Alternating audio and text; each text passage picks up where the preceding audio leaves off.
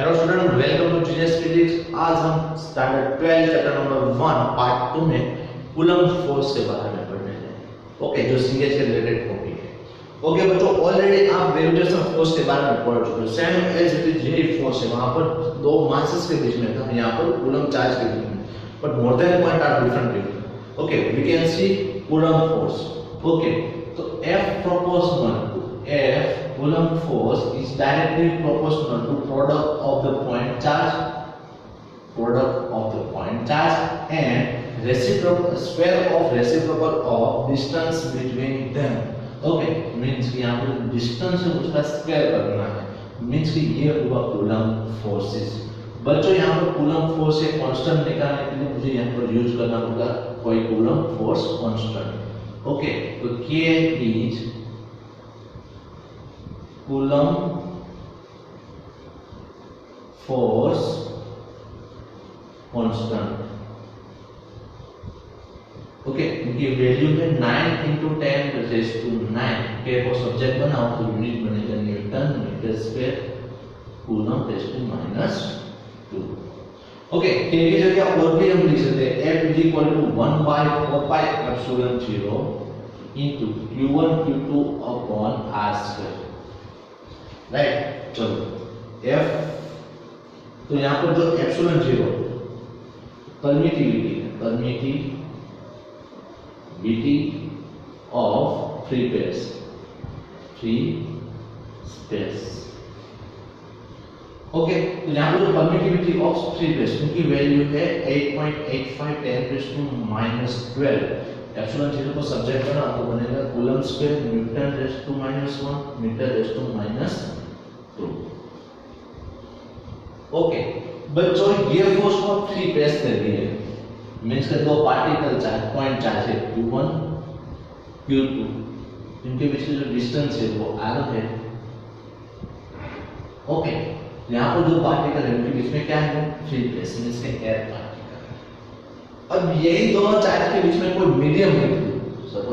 Next, अभी हमने जो कूलम्ब फोर्स देखा उसके बीच में कोई मीडियम नहीं पार्टिकल थी, मींस के Q1 Q2 के बीच में कोई मीडियम आ जाता है।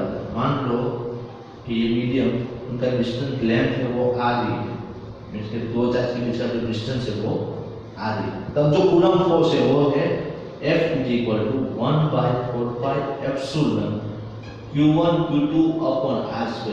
ओके, यहाँ जो एप्सिलॉन है वो परमिटिविटी ऑफ फ्री स्पेस नहीं है, परमिटिविटी ऑफ मीडियम है। अलग अलग में भी अलग अलग परमिटिविटी होगी। ओके, तो ये इक्वेशन नंबर मैं 2 दे देता हूं। इक्वेशन नंबर 2 और इक्वेशन नंबर 1 का रेशियो लो, तो F' upon F is equal to ε0 upon ε is equal to 1 upon epsilon r, otherwise 1 upon k। It means कि epsilon by epsilon 0 is equal to epsilon r is equal to k। जो epsilon r है relative permittivity और k है वो dielectric constant है। Okay, dielectric constant. Okay, glass के लिए dielectric constant की वैल्यू है 324 समथिंग होती है। एयर के लिए 1.008 जितनी होती है। कोई कंडक्टर के लिए इनफाइनाइट होती है। क्या होती है? इनफाइनाइट। ओके, ये हुआ फोर्स इन मीडियम। अब हम दो केसेस देख रहे हैं जो इंपॉर्टेंट केसेस है फॉर जेरेबल और नेट के लिए, राइट। जो चलो मान लो कि यहाँ पर Q1 और Q2 के बीच में जो डिस्टेंस है वो r है। उस टाइम दोनों के बीच में जो फोर्स लग रहा है वो F = 1/4πε0 Q1 Q2 upon R²। इन दोनों चार्ज के बीच में कोई मीडियम रख देता हूं, सेम लेंथ का मीडियम रख देता हूं। मान लो कि Q1 Q2 दोनों के बीच का डिस्टेंस तो r है, बट यहां पर मैं क्या रख देता हूं, मीडियम, जो डाइइलेक्ट्रिक मीडियम है, राइट। तो अब यहां पर फोर्स क्या होगा, तो F = 1/4πε Q1 Q2 upon r²। यहां पर डिस्टेंस r' लेता हूं। ओके, चलो ये फोर्स F' और ये फोर्स F1 और F2। ओके, चलो बच्चों, अभी मैंने बोला कि आप बाइक लेके जा रहे हो ऑन रोड स्टेट रोड आप स्पीड जाए तो सडनली गड्ढे आ जाते हैं तो स्टैंड आ जाती है तो मिट्टी आ जाती है तो हमारी स्पीड क्या होती है डिक्रीज। बट यहाँ पर दोनों फोर्स मान लो कि सेम है तो अभी सेम फोर्स एक्ट होने के लिए डिस्टेंस कितना रिक्वायर्ड है, मुझे कितना डिस्टेंस में चेंजिंग करना पड़ेगा।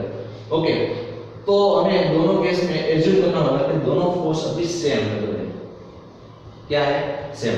ओके तो ये इक्वेशन को और भी कन्वर्ट कर दूं 1/4 पाई एप्सिलॉन की जगह एप्सिलॉन 0 के लिख देता हूं एप्सिलॉन 0 के q1 q2 upon r dash square. दोनों फोर्स सेम कर रहा हूं तो उस डिस्टेंस में क्या चेंजेस होगी। ओके तो f1 is equal to f2 1/4 pi epsilon 0 q1 q2 upon r square 1/4 pi epsilon 0 के into q1 q2 upon r dash square, right 1/4 pi epsilon 0 1/4 pi epsilon 0 q1 q2 cut. तो यहाँ पर मैं easily लिख सकता हूँ r square is equal to r dash square के r is equal to r root के। इट मींस यहाँ पर जो एयर में फोर्स लग रहा है वही फोर्स ये डिस्टेंस पर लग सकता है, मींस के मीडियम में ये डिस्टेंस रिक्वायर होगा दोनों फोर्स सेम होने के। ओके चलो ये हुआ केस नंबर 1। सेकंड केस है इंपॉर्टेंट केस है बच्चों। मान लो कि इनके बीच में कोई मीडियम आ गया, ये दो चार्ज है q1 q2 दोनों डिस्टेंस r डिस्टेंस पर है। ओके दोनों के बीच का जो डिस्टेंस है वो मैं लेता हूं r t थिकनेस का कोई एक मीडियम बन जाता है। ओके अब ये दोनों चार्ज के बीच में फोर्स कौन सा कैसे लगता होगा मीडियम के लिए। ओके यहाँ पर देखो एयर पार्टिकल, यहाँ पर भी एयर पार्ट है, यहाँ पर मीडियम है, तो हमें पहले तो एयर पार्ट में कितने फोर्स लगेगा मीडियम निकाल लेता हूँ। ओके मीडियम का किया मैंने निकाल दिया, तो यहाँ पर जो फोर्स है वो मैं लेता हूँ 1/4 pi epsilon 0 into 1 q1 q2 upon force ये पार्ट निकाल दिया मींस के r माइनस t।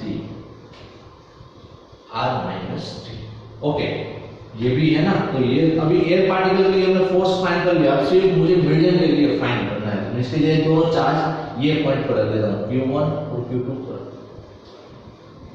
ओके तो यहाँ पर ये डिस्टेंस पे फोर्स क्या लगता होगा ये डिस्टेंस वाला मीडियम में जो फोर्स था ये डिस्टेंस पे डिपेंड रहेगा। यहाँ पर दोनों का डिस्टेंस क्या है तो t डायरेक्ट कांस्टेंट तो t रूट के। बच्चों अभी ये फोर्स तो हमें पहले एयर पार्टिकल के लिए निकाला r माइनस t, अब ये फोर्स मुझे ऐड करना होगा, जिसके टोटल सिस्टम का हमें फोर्स मिल जाएगा। समझ आ गया। ओके तो ये दो चार्ज के बीच में जो एयर पार्टिकल है उनका फोर्स होगा r माइनस t। अब दोनों चार्ज यहाँ पर पुट कर दो तो मुझे मीडियम के लिए फोर्स रिक्वायर होगा। मीडियम के लिए डिस्टेंस क्या है r is equal to r dash root के, मींस के यहाँ पर डिस्टेंस क्या है t, तो मुझे लिखना होगा t रूट के डाइलेक्ट्रिक कांस्टेंट। ओके बच्चों तो ये हुआ हमारा coulomb force. Most important point है ये, तो प्लीज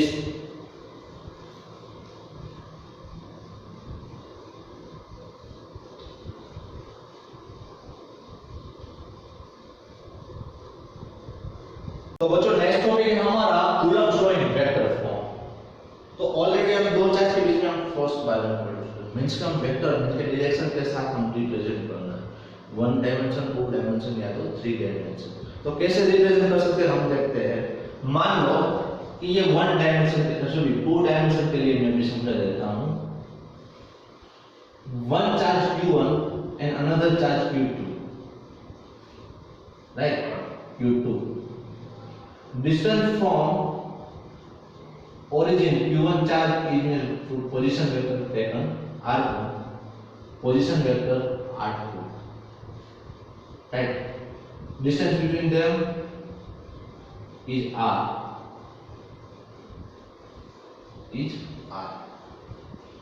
ओके यहाँ पर हम एज्यूम कर लेते हैं कि दोनों चार्ज सेम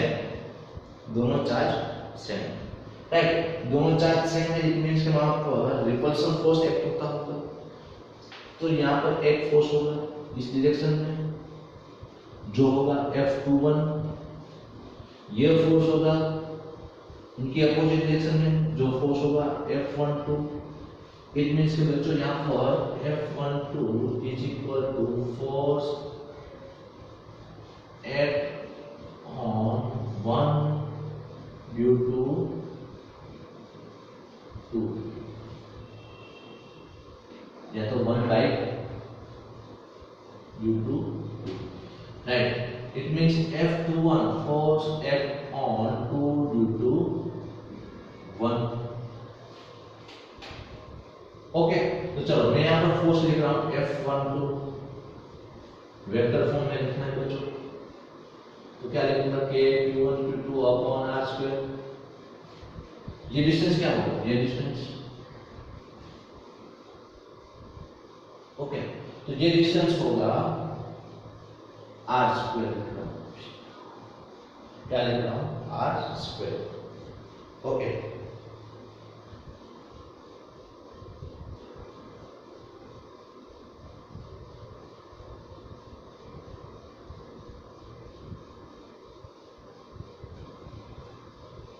राइट।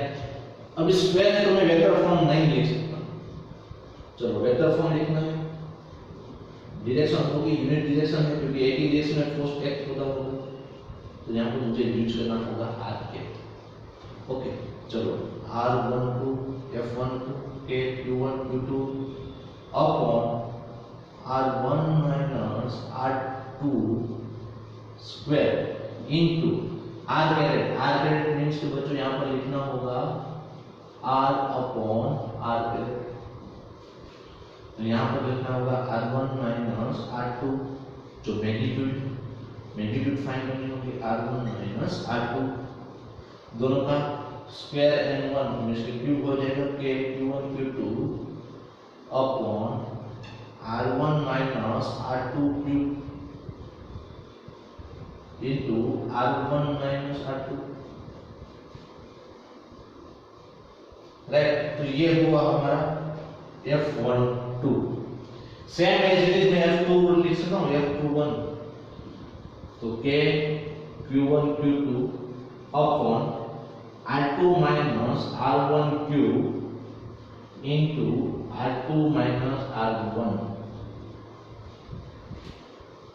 ओके, यहाँ पर बच्चों दोनों सेम चार्ज है, दोनों लाइक चार्ज है, तो दोनों के बीच में जो फोर्स हो रहा है वो दोनों रिपल्सन फोर्स, दोनों सेम एंड अपोजिट डायरेक्शन में होगा। इट मींस कि यहाँ पर मुझे प्रूव करना होगा F12 is equal to F21, opposite direction है तो या तो इसी को हमें माइनस लिखना होगा। ओके, तो मुझे ये माइनस करने के लिए क्या करना होगा, ओके, तो यहाँ पर मैं माइनस साइन कॉमन निकालूं तो पूरा का पूरा फोर्स कैसे बन जाएगा माइनस F21। ओके, दोनों फोर्स सेम हो जाएगा बट साइन यहाँ पर क्या होगी F1, मींस कि ये दोनों force same and opposite direction में एक्ट हो रहा है। अपोजिट डायरेक्शन में इसलिए मुझे यहाँ पर माइनस साइन यूज करनी होगी। ओके,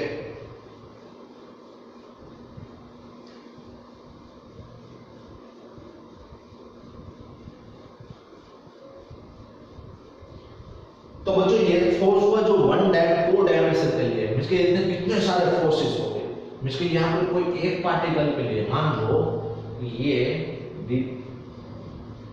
कोई एक चार्ज है Q, यहाँ पर charge Q1 Q2 Q3, Q1 की वजह से जो फोर्स लग रहा है वो, Q3 की वजह से जो फोर्स लग रहा है, Q2 की वजह से जो फोर्स लग रहा है, डिस्टेंस में लेता हूँ R, डिस्टेंस लेता हूँ R1, डिस्टेंस लेता हूँ R3, डिस्टेंस ले रहा हूं R2।